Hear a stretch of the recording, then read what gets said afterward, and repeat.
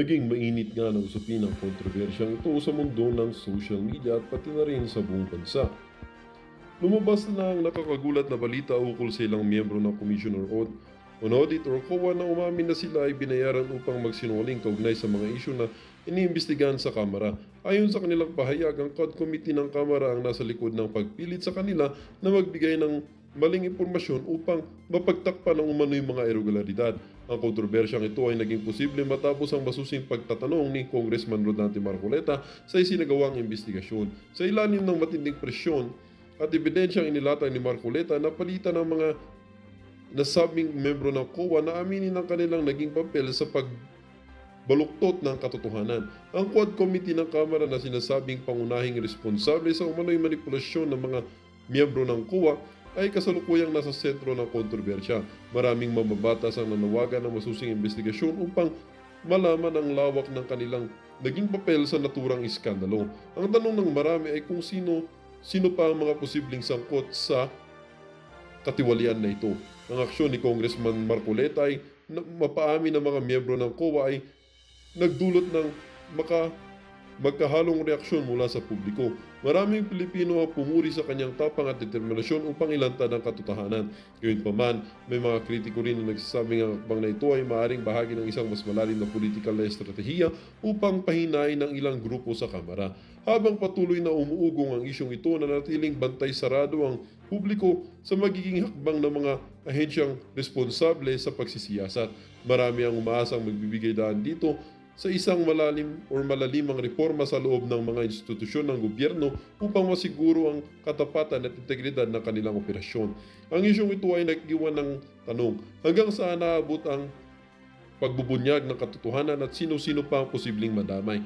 Habang nag-aabang sa bayanan, malinaw ang kontrobersyang ito ay muling magbibigay liwanag sa pangangailangan ng pananagutan ng transparency sa gobyerno. Well, para nga sa kabuang detalye at impormasyon ay panoorin na lamang ang buong video at kung hindi ka pa nakapag-subscribe sa ating channel ay mag-subscribe ka na para lagi kang maging updated sa ating mga bagong videos na ina-upload araw-araw. At huwag din kakalimutang i-like at i-share ang ating mga videos. Muli po maraming salamat and God bless.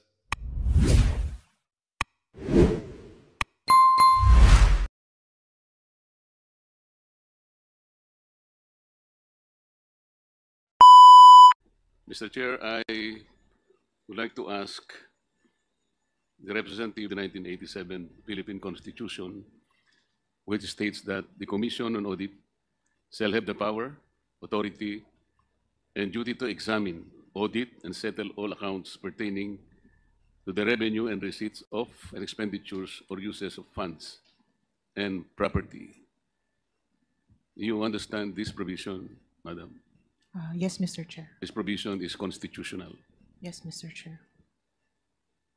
And this is related to Section 25 of Presidential Decree 1445 or the State Audit Code of the Philippines, which is statement of objectives.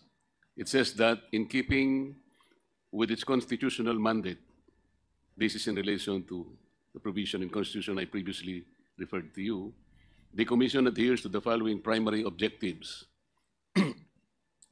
I'm quoting paragraph 2, Mr. Chair, which states to develop and implement a comprehensive audit program that shall encompass an examination of financial transactions. Account also familiar with this provision. Yes, Mr. Chair.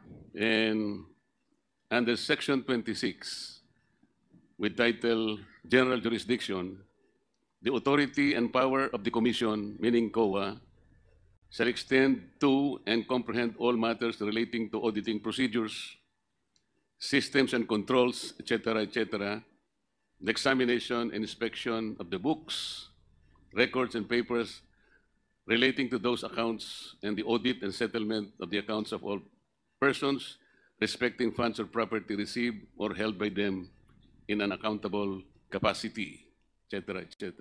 You're still familiar with this provision? Yes, Mr. Chair. These are all provisions which give mandate to COA in the examination, audit, and settlement of public funds. I am correct. Yes, Mr. Chair. Mr. Chair, I'd like to ask the representative from COA if the Constitution allocated this particular mandate to other agencies or offices of government other than COA. Mr. Chair, it is exclusive to the COA. It is exclusive to the COA. COA alone has the mandate and authority to perform all these functions. Audit, Mr. Chair. I just read before you. Is that correct? Yes, Mr. Chair. In issuing the audit observation memo to the Office of the Vice President, the examination in relation to this action, Madam, What audit actions, Mr. Chair? para makumpleto po ninyo yung audit observation memo na inisyo po ninyo sa opisina ng Vice President, ano po yung nararapat gawin nila para sa ganun matugunan po yung action na ginawa ng COA? As to the AOM, Mr. Chair, kailangan po nila mag-submit ng compliance dun sa observations namin, Mr. Chair. Ilan-ilan pong mga requirements ang dapat gawin para po matugunan nila yung requirements na hinihingi po ng audit observation memo? Kung ano po yung nasa audit observation memorandum, Mr. Chair. Pwede po bang enlighten nyo kami kung ano-ano po yung mga yon para sa kapakanan po naming lahat at lahat po ng nakapakikinig nitong ating pinag-uusapan? Mr. Chair, depende nga po kung ano yung content ng AOM. So if there are 2 observations, edi malamang po, 2 po yung i-comply. If there are 5 po ang i-comply. Kaya nga po, Mr. Chair, I am referring to the audit observation memo that you issued to the Office of the Vice President. What period po? Kasi Ito pong pinag-uusapan natin ngayon. yung pinag-uusapan po natin, meron po from 2022, meron din pong 3 from 2023. Yun nga po. Hindi po ba pinagsama na po yun at yan po yung subject ng inquiry ng committee ito? At dahil nga po doon, Mr. Chair, ay in-advisean po yata kayo sa pamagitan ng isang sulat. Kung hindi po sulat pong iyon, sa aking pagkakaintindi mula po sa interpellation kanina pa, ay mukha pong ina-advisean kayo ni Atty. Sanchez na i-ignore po ninyo yung subpoena ng committee ito sapagkat yung ignore po yung House probe sapagkat hindi pa po kumpleto o conclusive yung audit observation memo. Parang ganun po yung aking pagkakaintindi. Tama po ba? Yung request po nila, Mr. Chair. Yes, Yes, po. ma'am. Yes po. Noon pong sabihin ni Atty. Sanchez na ang inyo pong audit observation memo ay hindi pa conclusive o hindi pa kumpleto sapagkat marami pa kayong hihingin sa kanila na isusumitin nila sa opisina ninyo, tama po yung kanyang isinulat. Hindi po ba? As to yung mga 2023 na AOMs po, kasi at that time, kailangan pa po nilang mag-comply. Yun nga po. Yung sa 2022 po, natapos na po yun, nag-comply na sila, nag-issue na ng NS, nag-comply na din sila. Tapos na po yun. Hindi pa rin po deficient, so nag-issue na po ng ND. O sa mga tweet, nag-issue na po ng ND. Yun pong ND ay yung Notice of Disallowance. Yes, Mr. Chair. Yung Notice of Disallowance po, Madam, is also not conclusive because ito po ay appealable and Yes, contestable. Yes, Mr. Chair. Meaning to say, it is not a final judgment. Yes, Mr. Sa Chair. mga tweet, yung pong sulat nila sa inyo, ina-advisean po kayo na sana, hindi naman po siguro kawalan ng paggalang sa committee ito. Kung hindi, ang ibig nilang sabihin, sapagkat marami pa po naman kayong kakailanganin sa kanila na isasubmit, iniisip po siguro nila para hindi makomplicate ang pag-uusap, sana ay huwag na muna ninyong bigyan. Kasi po humihingi ang House, ang ating pong komite, nung mga dokumento na kakailanganin po dito sa kanilang pagdinig. Tama po ba? Yes, Mr. Chair. Okay. Bakit hindi po ninyo binigyan ng due course yung sulat po ni Atty. Sanchez? Ano pong dahilan? Mr. Chair, nag-issue po ang House, ang committee po, ng subpoena duces tecum sa COA. And dun po sa rules ng COA, pwede naman po kaming maservan ng subpoena. And ayun po, nag-comply lang po kami based dun sa subpoena po. Mr. Chair, kung halimbawa yung subpoena ng committee ito ay tumutukoy sa mga bagay na hindi pa po ninyo iniimbestigahan, sa aking palagay tama lamang po yun. Ngunit dahil po yung bagay na hiningi po nila ay iniimbestigahan na ninyo, hindi ba dapat ay pumayag kayo na sana'y i-advise nyo yung ang House na, Sir, Madam, with all due respect, ay hindi muna po namin kayo mabibigyan ng inihingi po ninyo sapagkat sa ngayon po ay kami po yung kasalukuyan pong nag-iimbestiga.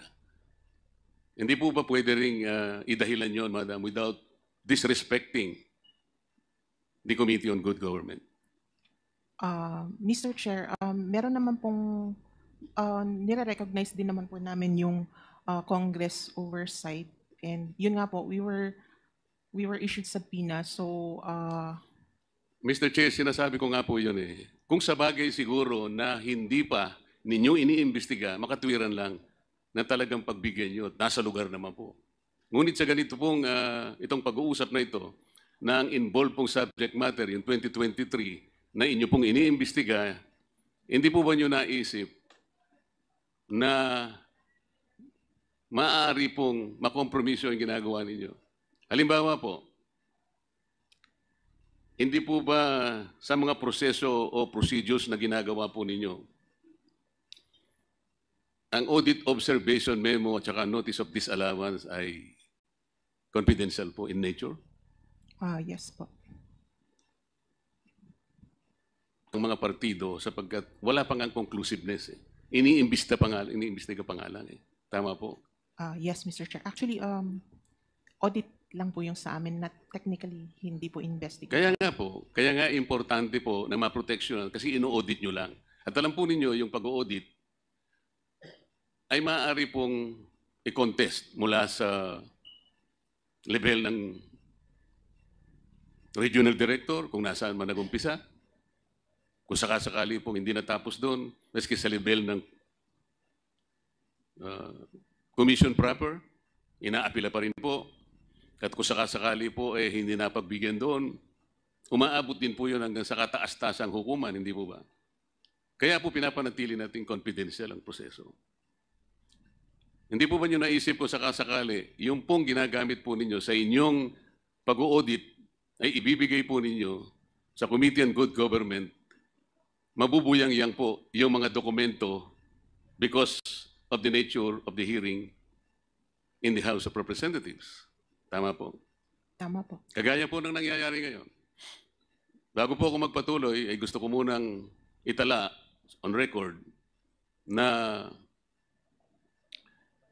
hindi ko po binibigyan ng hatol. I am not judging what the Committee on Good Government has done so far in relation to the documents that you furnished this office. Ang sinasabi ko lamang po, kanina po sa unang pagtatanong ko sa inyo, ang sabi po ninyo, there is no other office or agency of government na binigyan po o inallocate ng ating saligang batas para kopyahin ang ginagawa ninyo. Wala na po, kayo lang. Hindi po ba niyo naisip na ang inyo pong gawain, ang inyo pong gagamitin sa inyong pag-audit ay nagamit po ng local government at hindi nyo man lang ipinaliwanag, sana, kanina pa po na tinatanong ko, bago pa po ninyo ibigay, pinagbigyan nyo sana yung sulat po ng attorney sapagkat nasa inyo na po ang pag-uusisa ng pag-audit. Masasakripisyo po, masasapubliko po ang gagawin ninyo kung sakasakali. Tama po ba? Tama po, Mr. Chair. Ang audit po ay exclusive sa Commission on Audit.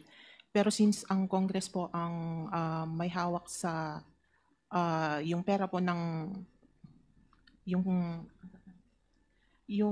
power of the purse po, I think we do recognize yung Congress oversight over that power, and similar to sub judice po, hindi po nababind ang Congress pagdating po sa power ng Congress na yun po. Mr. I think Chair, hindi gusto ko naman po pong- audit ang gusto nilang gawin, which is yung audit po ang sa amin. So, Mr. Chair, gusto ko pong malaman sa sagot ng ating representative ng COA. Opinion mo ba yan o yan ay kinuha mo sa pinakamataas na opisyal ng COA sapagkat hindi ikaw ang magbibigay ng katuwiran doon sa kung ano yung power of the purse at kung ano ang significance ng sabpi na tinanggap ninyo. Ito ba ay pinag-usapan ninyo, tinrefer mo sa commission proper? Somehow na-discuss. Ano po? Somehow po na-discuss. What do you mean Although somehow? Kasi po importante yun eh. Alam po ninyo na magkakaroon po ng tension between your mandate and the objective of the Good Government Committee. Iba po yung trajectory nila, iba po yung sa inyo, audit. But you will be using, the committee will be using the same documents. The committee will be using those yardstick that you must be using in your own audit. Sa makatwid po, masasakripisyo po. Halimbawa po, Mr. Chair, noong umpisahan po ng Good Government Committee, yung pag-uusisa po, nitong bagay na pinag-uusapan natin. Necessarily, ang gawain po ninyo na interrupt, tama? Yes po. Huminto kayo. Hinihintay ba ninyo kung anong magiging outcome po ng pag-uusisa at pag-iimbestiga ng good government? Paano pong hinihintay po, Mr. Chair? Na-interrupt kayo eh. Sa mga tweet, ang gawain po ninyo ay nabalam. Nabinbin kayo. It continues naman pa rin po kahit na may mga Kasasabi mo lang kanina, na-interrupt eh, ngayon continuous. itong sa OVP po, pero sa other audit. Ito po sinasabi natin, itong pinag-uusapan, the subject matter of the law of this Good Government Committee. Necessarily, ang trabaho po ninyo in relation to the issuance of that audit observation memo was interrupted. Tama po, Madam? Opo, but yung sa other liquidations naman po ng other offices, continuous pa rin naman po. Or sa other, yung sa katulad nung pong sa 2023 na audit, nireceive naman pa rin po namin yung mga compliance po nila. Madam, dito po sa binasa kong provision kanina, Mr. Chair, kayo po ang may karapatang gumawa ng isang comprehensive program kung paano isasakatuparan ang pag-audit sang-ayon po sa pamantayan ng ating saligang batas. It cannot be delegated to any other agency. Nag-usap na tayo kanina. Yes po. What has been delegated can no longer be delegated. Yes. That is a principle of law. Yes po. Sa mga abogado pong nandito, alam po nila yun eh. Potestas delegata, non delegare potest. Nagkakaintindihan po tayo. Yes po. So effectively, you delegated the idea, the work that you have been doing in the first. Ano ngayon, hindi po ba na-compromise yung independence ng Commission on Audit? You have to remember, the COA is an independent constitutional body. Yes, Mr. Chair. I believe there is no compromise naman Yun po, ang palagay mo. since yung audit procedures still belong with the Commission on Audit. Yun ang palagay mo. You're talking of procedures, pero compromise nga yung mga dokumentong gagamitin ninyo. Eh. Kasi binigay mo nga, sabi ko nga sa'yo, walang kasalanan ang committee ito sapagkat sinapinaka, binigay mo without advising them. Sana man lang, sumulat ka man lang, and then the committee, malay mo, they have weighed their options. Baka sakaling hindi ganito nangyari. In this particular case, narinig mo kanina nagsalita ang aming speaker. Sabi niya, let us strengthen the institution that uphold our democracy. Pero po doon sa ginawa po ninyo, did you strengthen the foundation and the independence, the authority of the COA as enshrined in the Constitution? Mr. Chair, dun po sa compliance po namin, we emphasized on the confidentiality of the information. So kami din po, hindi rin po namin in-expect that it would be released. This is always public. Ikaw naman. How can you say na hindi mo alam? Sa inyo po kasi confidential. Iba po yung modality nyo because this is audit. Pero once na binigay mo dito, the House of Representatives and all the committees will conduct and undertake meetings publicly. Wala po kami private meetings. So pag sinabi mong hindi na compromise, opinion mo yun eh. Opinion mo. You are not in a position to tell us na hindi na compromise. Only time will tell. Siguro po dapat pinaalam po ninyo. The fact that you did not even, dapat sa... The go signal was from the chairperson. And so, ang You are napag-usapan saying po that the commission is proper, who gives the go signal? The chairman of the COA? sa being the head of the ICFAO po. Siya yung head po ng ICFAO. No, I am asking the head of the institution The itself. head of the institution po, the head of COA po is the CP, but the head of ICFAO, the office, is the chairperson po. So alam po ng COA head ito. Yes, Mr. Chair. Alam niya, sigurado ka? Yes, Mr. Chair. The commissioners, alam nila. Yes, Mr. Chair. Okay.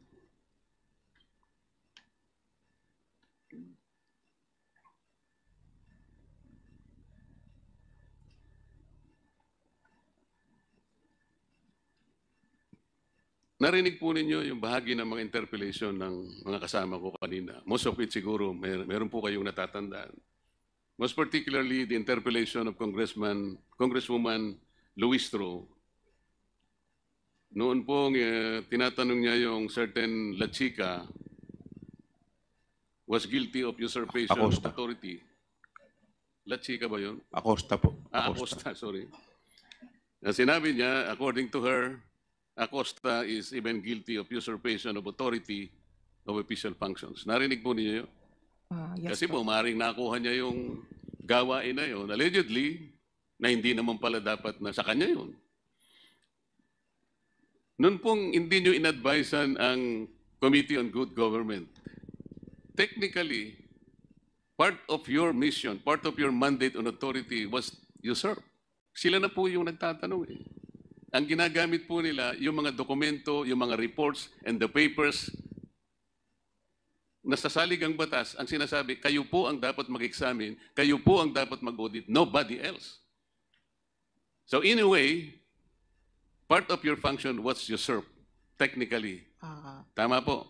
Tama po, Mr. Chair, pero it does not Hindi, mean tama po. po. Tama po, Pero, pero it does not mean po na we will just take it hook, line, and sinker. We will still audit based on what our standards are. I-conduct pa rin po namin yung audit na based sa amin po. palagay natin. Paano kung hindi pareho ang outcome nyo? Paano hindi pareho ang conclusion nyo? What happens? I think we will stand by yung audit po ng COA. O ibig mo sabihin, yung outcome ng aking mga colleagues ay mali. Ang sinasabi ko kasi pwedeng hindi kayo magtugma eh. Because your procedure is different. The manner of questioning probably is not even personal. Passive ang sa inyo, active sila. Yes, Mr. Chair. On that part, we will still use our expertise Kaya nga, on our You will audit. still rely on your expertise because you are the expert. Kayo ang nakakalam ng comprehensive program and plan. Kayo ang expert sa inyong mga fields. And the members of this committee, hindi sila expert. Yan ang ibig mo sabihin. Yes, Mr. Chair. Kayo ang expert, sila hindi expert. Tama? Kaya pwedeng Iba naman po ang sa Kaya nga yun ang Congress, sinasabi ko Mr. sa iyo Chair. eh. Magkakaroon sigurado kayo ng pagkakaiba ng resulta. What happens then? What will happen to the integrity of the Commission on Audit? Sir, eventually, if ever man na mapunta po ito sa CP and then mapunta sa courts, even the courts can reverse COA po. Ang iniiwasan po kasi natin ay yung magkaiba po ng outcome. Pareho po yung ginamit. Ang mga papeles, ang mga report, lahat po ng dokumentong nakita namin inisa-isa at binusisi ng mga kasama ko are the same. Pero mag-iiba po kayo ng outcome. Mr. Chair, I believe ang outcome po from Congress is legislation, while ang sa amin po is yung result of audit po. Indicated your authority by giving to this committee the very basis of your audit because they were made public. No, Mr. Chair. Why do you think that your answer? Pero pinamigay po ninyo part of your function. That is the point. I believe that the function of the Do Congress not here say, I believe. is as We are oversight. after facts here. We are not after what you believe and we're not after your opinion. Ang pinag-uusapan natin are factual issues. Okay? Sabi mo kanina, sumagot ka kanina, no other offices, no other agencies ang nakakagawa ng function. It's only exclusive to COA. The audit function, Mr. Chair. We just simply recognize the authority of the Congress. In simply recognizing the authority of Congress, you have wittingly or unwittingly surrendered part of your mandate because you expose the confidentiality of those documents which should have been preserved per your own rules and regulations. Am I correct? No, Mr. Chair, we have not surrendered our mandate. How do you know that you have not surrendered? How do you know? Are you in a position to even assess the impact of your action? It is still the COA that is performing the audit. The Congress is doing a different thing. They're not auditing the funds. What are they doing?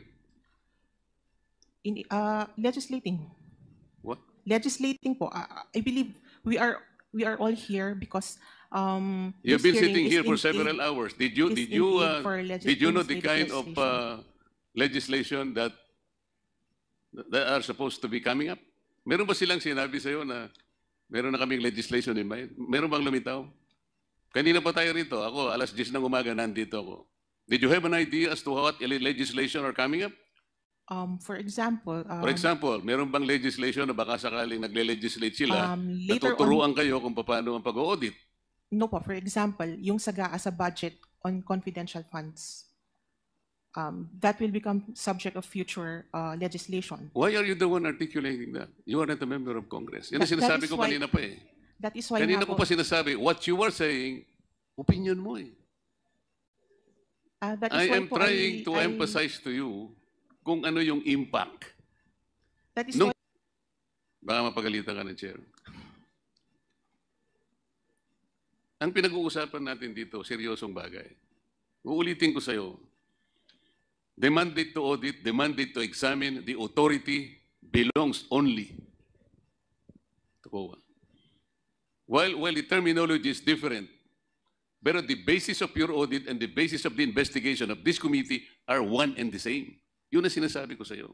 Did you not compromise the integrity and the independence of COA by doing so? Do not make your own opinion. I will probably accept an answer na siguro balikan mo yung commission kung tama yung ginawa ninyo.